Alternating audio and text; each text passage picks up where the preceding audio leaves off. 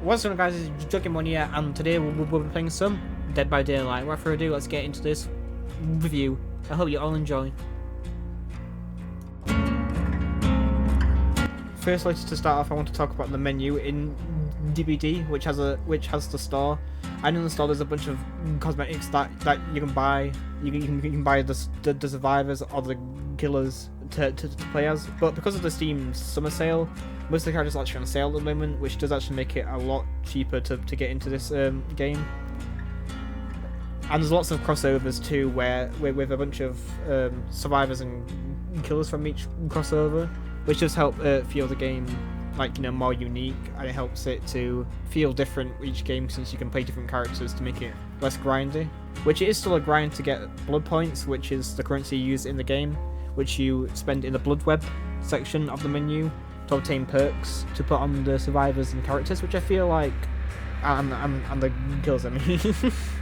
But in all honesty, the fact that you have to buy characters, I mean, does the survivor and the killers does make it feel a bit pay to win, since if you want a certain perk that might be OP, you have to pay, which I feel like after paying for the game, you shouldn't be forced to buy characters, which is why I'd recommend probably just buying the characters that you want, or I mean, if you want any at all, you can play with the starter characters it gives you. But yeah, it definitely helps with the grind to have a way to make each playthrough or other match different. But yeah, for the most part, the menu's good. I mean, the store, it's a store place where you can buy the characters from. I keep calling them characters, but yeah, you all know what I mean, don't you? But yeah, I'd recommend getting only what you want. First off, I'd like to talk about the camera control, since camera control is a big part of how to win. Since depending on how you use the camera in the game, can determine if a survivor can juke you.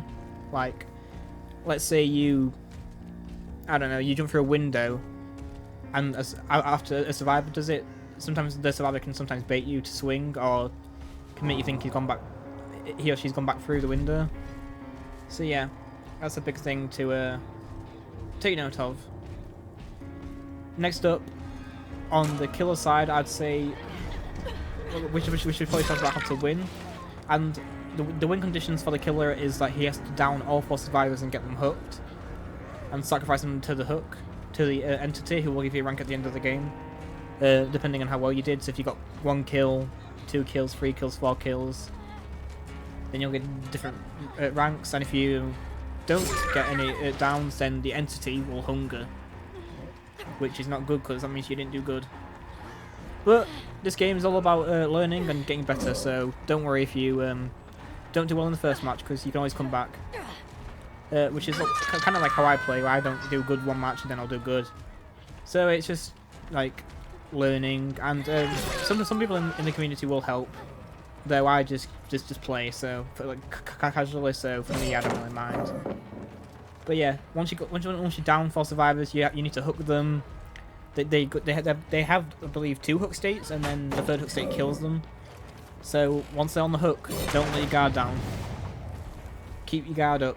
And you've also got special attacks, which killers usually have. So after you swing... Wait, sorry. Let's just talk about... Well, that's your normal attack, is a swing. And your special attack is for the knight, as I'm playing as here. He can summon a guard who can patrol an area, and you can down the survivors. And also remember to use perks that I talked about in the menu section to help guide you towards a victory.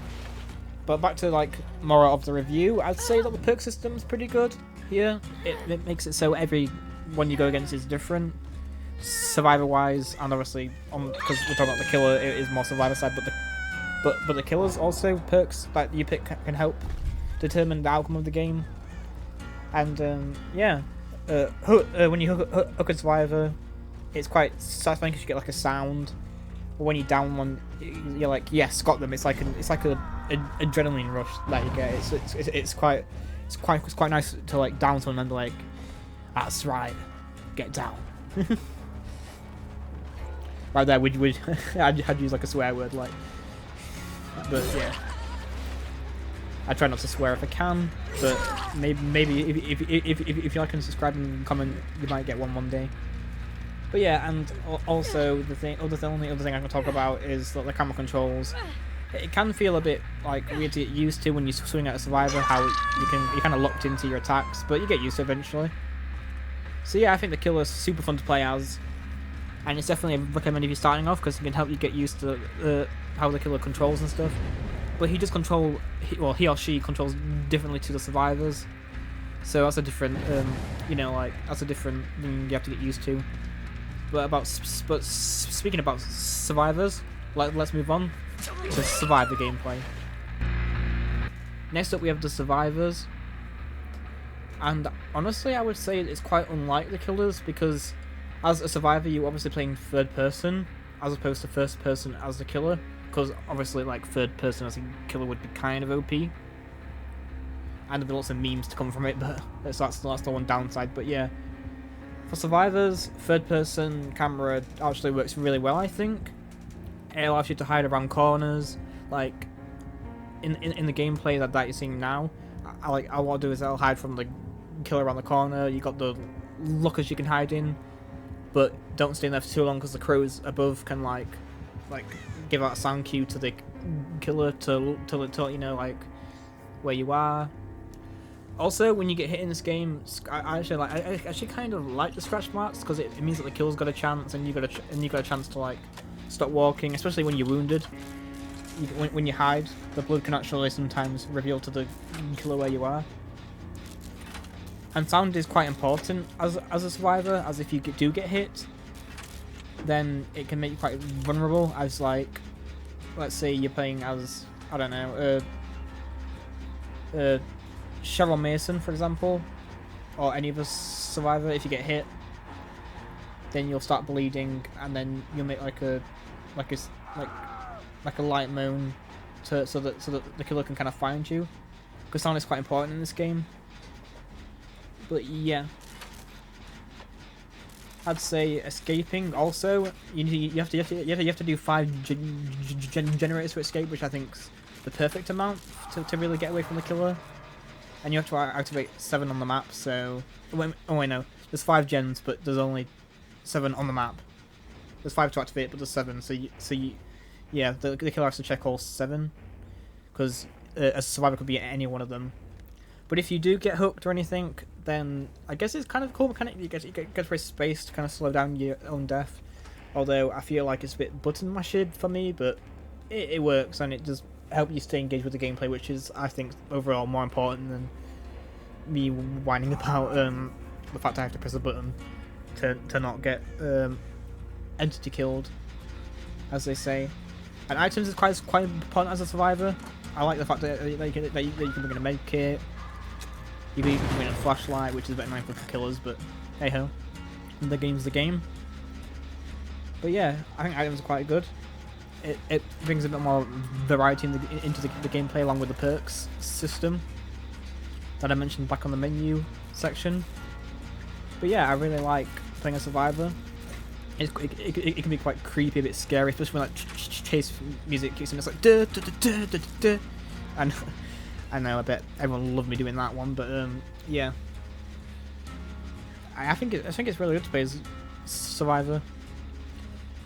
Killer's quite more chill, but survivor does feel like you're actually being hunted by like a killer, which is definitely the feeling of the game.